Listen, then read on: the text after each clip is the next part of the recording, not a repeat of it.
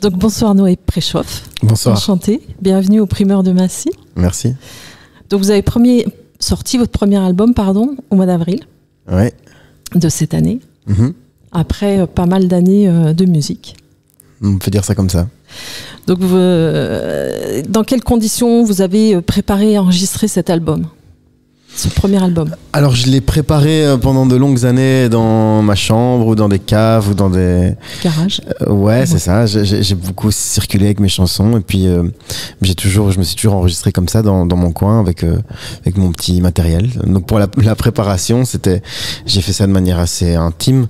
Et puis après, il y a eu plusieurs étapes. J'ai fait des petits séjours en studio à gauche à droite, des petits essais. Et puis finalement Bruxelles.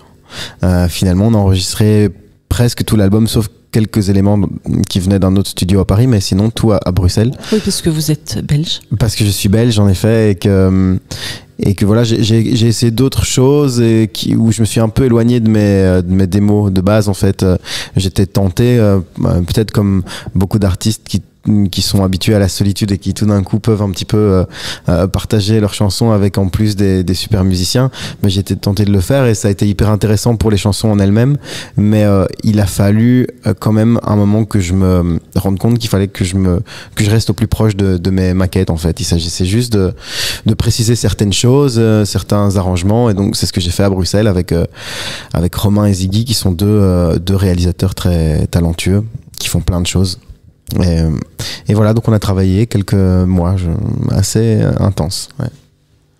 Vous avez commencé tôt la musique, j'imagine. Oui. Ça a toujours été ça. Ça a toujours été ça. Il n'y a pas un moment eu un métier dans la tête? Non, il n'y a pas eu de vie avant la musique, de toute façon. Et puis ici, j'ai essayé des choses pour me confirmer que c'était pas ça, parce que moi je faisais déjà de la musique depuis longtemps, je m'enregistrais, je faisais des concerts et tout, mais j'ai été tenté, j'ai fait l'UNIF j'étais à l'université pendant je sais pas 3 semaines, 1 mois, 2 mois, 3 mois, juste le temps de me rendre compte qu'en effet c'était pas du tout pour moi, quoi, vraiment à aucun niveau. Et puis ça m'est arrivé quand j'étais alors vraiment enfant, quoi, quand j'étais tout petit, d'envisager d'autres choses, mais en fait à l'intérieur ça a toujours été la musique, et je l'ai su très jeune. Ouais. Vous avez des influences musicales plutôt anglophones, plutôt francophones, quelles sont-elles? Disons que moi j'ai découvert Renaud, les Beatles et Nirvana plus ou moins en même temps, je dirais. Oui, et en même temps, j'ai grandi d'abord avec Brassens, Barbara, Léo Ferré, Anne Sylvestre, Yves Montand, ça c'était vraiment dans la petite enfance, quoi. C'était ce que j'écoutais, ce que j'entendais. Et puis quand j'ai découvert un peu d'autres choses, Renaud a été vraiment très important, mais sinon j'ai toujours découvert, que ce soit en anglais ou en français ou d'autres choses en espagnol, etc. J'étais vraiment un fou de musique. Alors même aujourd'hui, finalement, je saurais pas. Il y a des jours comme ça où je sais très bien résumer ce qui me plaît dans l'un ou l'autre artiste, et puis des jours comme aujourd'hui, je saurais moins définir. Je suis sensible à une forme d'émotion assez directe, à une forme d'énergie, à une forme de mélancolie. Faut qu'il y ait du texte, faut qu'il y ait un rapport au réel et un rapport à l'inconscient aussi. Enfin, il faut tout ça. Mais oui, en effet, disons que même si j'ai écouté beaucoup de choses en anglais, j'ai eu des périodes rock, j'ai eu, je sais pas, les Stones, Police, tous ces trucs-là. C'est vrai que ma passion presque encyclopédique, à un certain moment, presque vraiment obsédé. J'étais un obsédé de la chanson française. Vraiment, je devais tout connaître, toutes les dates, tous les albums, Ah oui, donc pour moi, ça n'avait aucun intérêt de connaître une chanson de Johnny. Il fallait connaître tout Johnny, aller au concert, etc. Et donc ça a donné des choses. C'est ce qui fait aussi que parfois il y a des gens qui ont des regards c'est un peu parfois superficiel. Les gens se disent ah oui, t'aimes bien Johnny, et dans leur tête ils ont 1 ou 2 ou 3 chansons en tête, mais quand on connaît vraiment le répertoire de tous ces artistes-là, je sais pas, Balavoine, etc., j'ai vraiment écouté ça en profondeur. Et donc s'il y en avait un que vous avez écouté, vous êtes dit je veux faire la même chose? C'est ça que je veux faire. Ma grande chance, c'est que j'y ai pas trouvé. C'est un peu prétentieux de dire ça, mais pas vraiment. En fait, je crois que la conclusion, c'est que si je fais mes chansons, c'est que aucun artiste ne répond à la quête qui est la mienne. Que ça soit musical, que ça soit que ça soit ce que je suis, quoi. Ce que je suis, comment dirais-je, Dominique A, dont je connais toutes les chansons, ne me suffisait pas. Barbara, qui est pour moi la plus grande, ne me suffit pas. Patti Smith ne me suffit pas. Et ça peut sembler être un peu exagéré de dire ça, mais je crois finalement que si je fais mes chansons, c'est parce que j'ai toujours senti ça, quoi. Il en manquait un. Après, quelle sera sa route, on verra, mais il en manquait un, c'était moi. Une route plutôt qui commence à être bien tracée, j'ai l'impression, puisque vous avez été nominé aux Victoires de la musique. Donc, en tant que révélation masculin. Je l'ai pas eu. Révélation. Non, mais vous avez été nominé quand même. Ouais. C'est plutôt pas mal. Je crois que c'était Hervé. C'était Hervé. Ouais. Mais il y avait quand même de belles personnes en face de vous. C'était un très bon souvenir. Et du coup, quand vous avez su que vous étiez nominé, quelle a été l'émotion, la réaction que vous avez eue? Je me suis dit que c'était après toutes ces années, j'étais traversé par plein d'émotions, parce qu'à la fois j'ai beaucoup travaillé pour, en tout cas pas pour les victoires, mais pour que mes chansons puissent circuler. Il y a eu pas mal après c'était pas la guerre, chacun, il faut rester raisonnable, mais enfin il y a eu c'était pas tout tracé, et personne m'a tenu la main ou m'a pris la main pour me dire, ne serait-ce que pour me dire voilà comment on s'enregistre. Non, j'ai beaucoup appris seul, ni pour me dire tiens je pourrais t'aider pour ceci ou pour cela. Disons que beaucoup de gens qui auraient voulu m'aider n'étaient pas en mesure de le faire, et ceux qui étaient en mesure de m'aider l'ont pas fait. Donc ça a été ma grande chance, ça a été de me débrouiller. Donc tout ça pour dire que finalement quand l'un dans l'autre les choses se sont faites, parce que moi j'y ai toujours cru, les victoires c'était une belle récompense, surtout pour moi j'ai une relation assez fusionnelle avec mes chansons en fait, et donc c'est pas égoïstement, je me dis pas on va voir ma tronche en grand.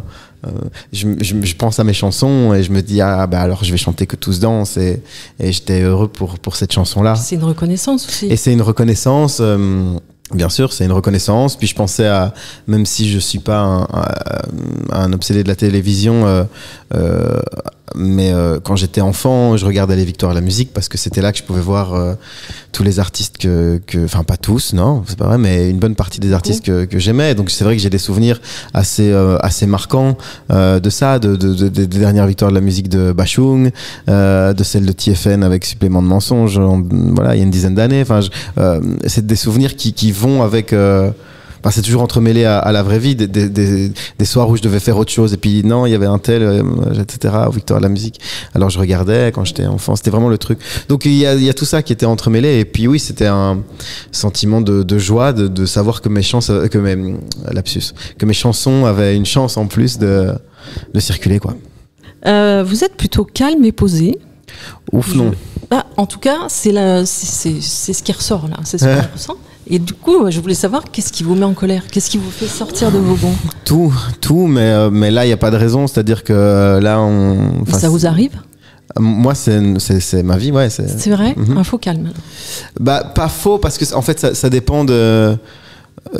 si je me sens finalement en sécurité et respecté avec des gens que je respecte et qu'on a des choses à se raconter ou du silence à partager, tout se passe bien, voilà.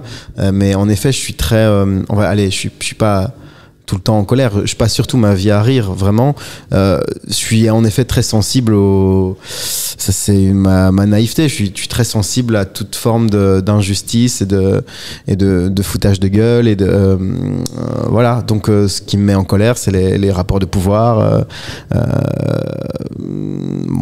profondément ça, ouais. Et puis il y a d'autres luttes sociétales plus en particulier. Mais moi non, je suis quelqu'un de très nerveux.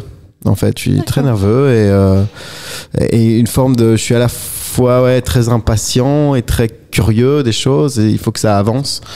Mais là, alors il se trouve que c'est un jour un peu particulier parce que je suis un peu dans un drôle je plane un peu, il n'y a aucune raison, si ce n'est qu'on a eu quelques petits soucis techniques, c'est des choses qui arrivent en s'installant.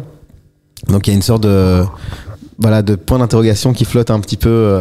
C'était pas du tout par rapport au lieu. Hein, nous, on a eu des petites bricoles comme ça avec le matériel, ce qui nous est pas arrivé depuis le début de la tournée. Donc on va voir. On est à quelques heures du concert et ça met dans un état un petit peu chancelant parce que le soundcheck, c'est le moment où justement on voit si ça sonne et puis on fait les ajustements et puis on prend un peu ses marques dans le lieu. Et quand il n'y a pas ce moment-là, on arrive un petit peu à l'aveuglette et ça peut donner des super surprises en termes d'énergie, etc. Mais je sens que je suis un peu... Voilà. Donc non, mais je suis calme quand il n'y a pas de raison de gueuler. En effet, je suis plutôt quelqu'un de discret. Je suis plutôt du genre à allonger les murs et pas trop à aller comme ça sauter sur les tables et dire regardez-moi. Moi, je préfère regarder ceux qui le font et puis revenir avec des sacs de chansons. En effet, bon. Là, en l'occurrence, j'avoue mon calme quand il n'y a pas besoin de... Enfin, ouais, face à l'injustice, il y a beaucoup de cas où il faut gueuler. Vous l'exprimez dans vos chansons?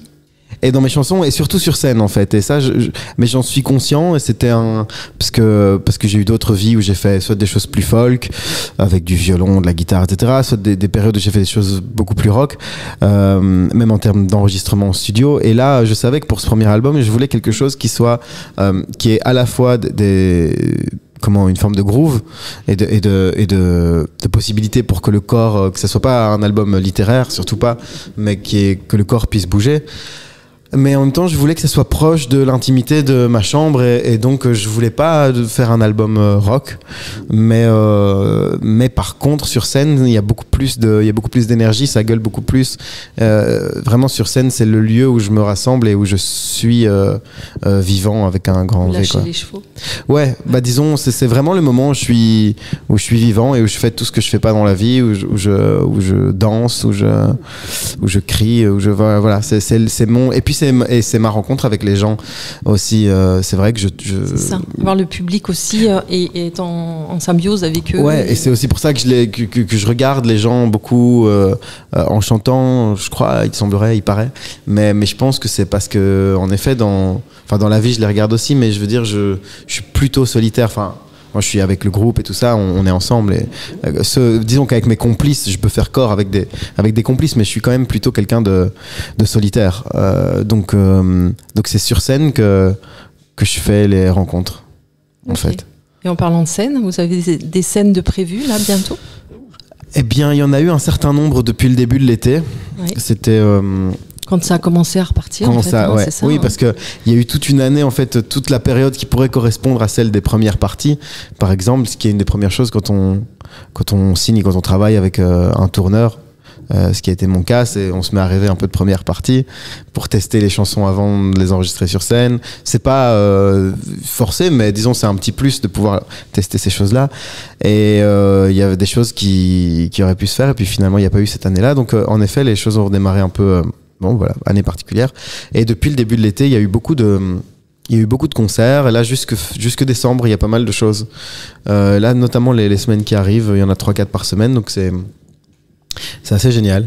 Ouais. Et puis après, pour 2022, moi, je suis là. Donc, c'est en train il faut que j'en parle avec mon équipe. Moi, j'ai bloqué mon agenda. Voilà. Je sais où je suis jusque décembre.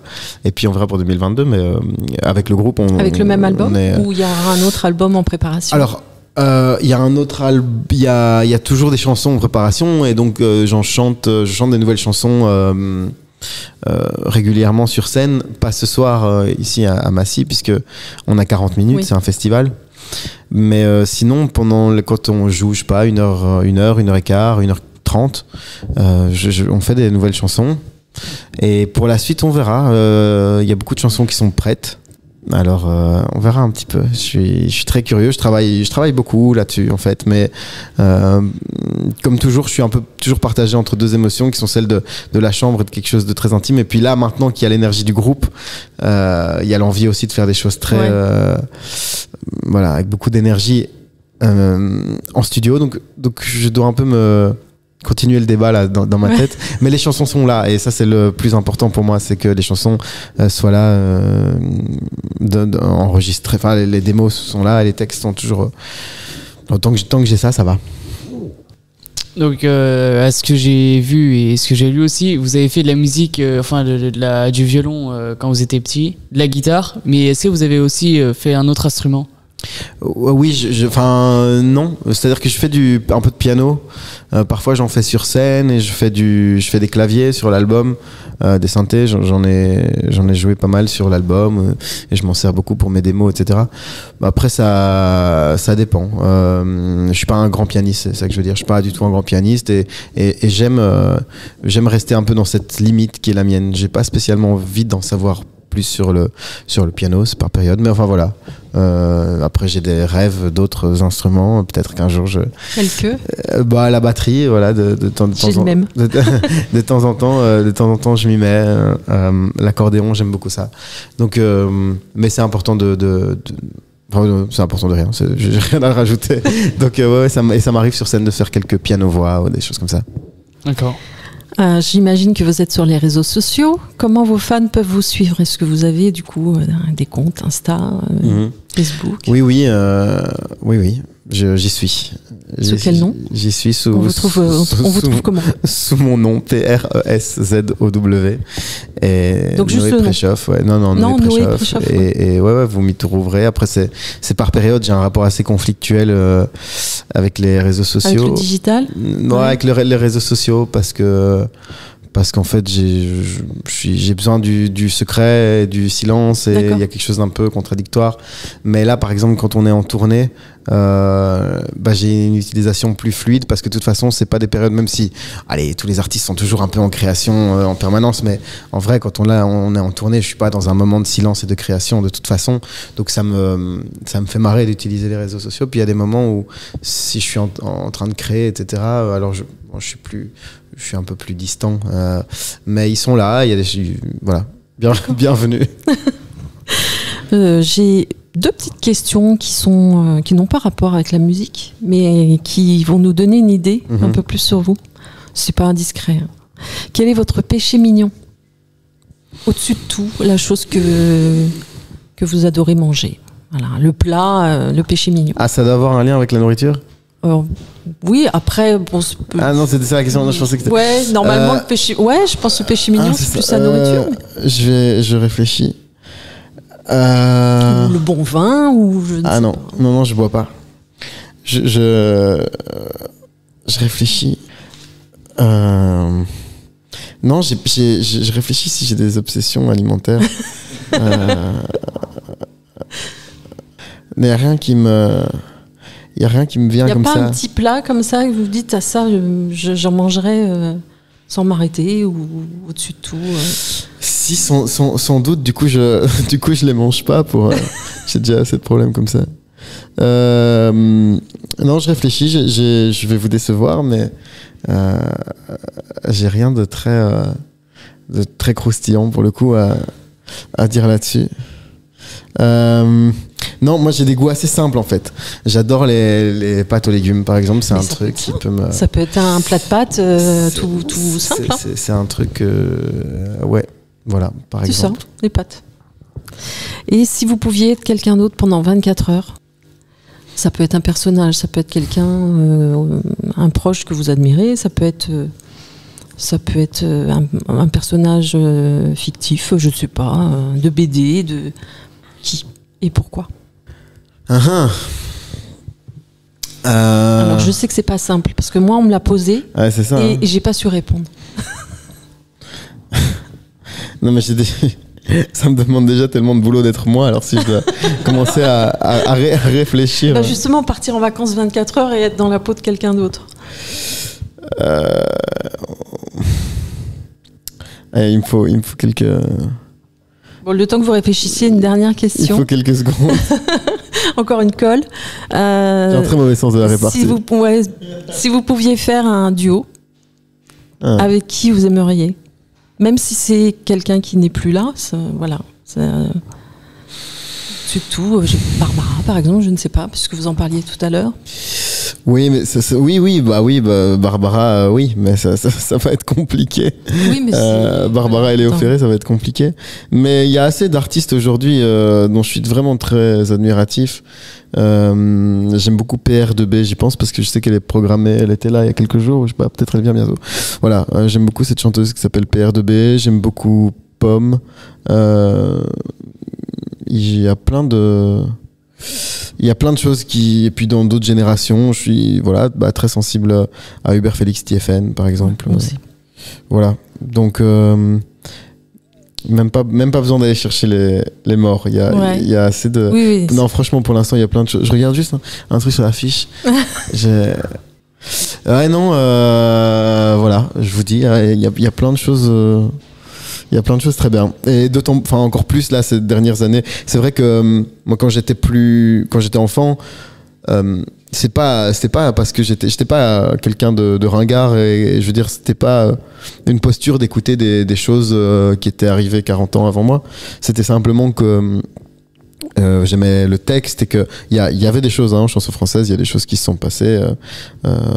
Dominica c'est déjà plus récent, Raphaël c'est encore plus récent, donc il y a eu des choses qui se sont passées ces dernières années, mais enfin voilà, c'est vrai que j'avais toujours un regard vraiment plus en arrière, même si je pouvais être touché par des choses, voilà, je sais pas, Eminem, Abdel Malik, etc. Mais là, je me sens assez en phase avec plein de choses. Tout à l'heure, j'ai été écouter le soundcheck de Loni, qui joue ce soir. Je trouve ça vraiment très très beau. Donc il y a plein de choses. Super. Donc réfléchis, personnage qui... Ah oui. Non, vous alors. En fait, vous restez vous. Non, peut-être mon frère. Moi, j'ai un frère, j'ai la chance d'avoir un frère assez extraordinaire et peut-être si on pouvait échanger, j'ai un frère qui... Ouais, peut-être si on peut échanger pendant 24 heures, ça me branche. J'ai pas besoin d'aller plus loin. Je laisse les autres vivants faire leur truc. Par contre, avec lui, je veux bien échanger. Super. Merci beaucoup, Noé Préchoff. Merci à vous. Bon festival, bonne représentation. Merci. Bonne soirée.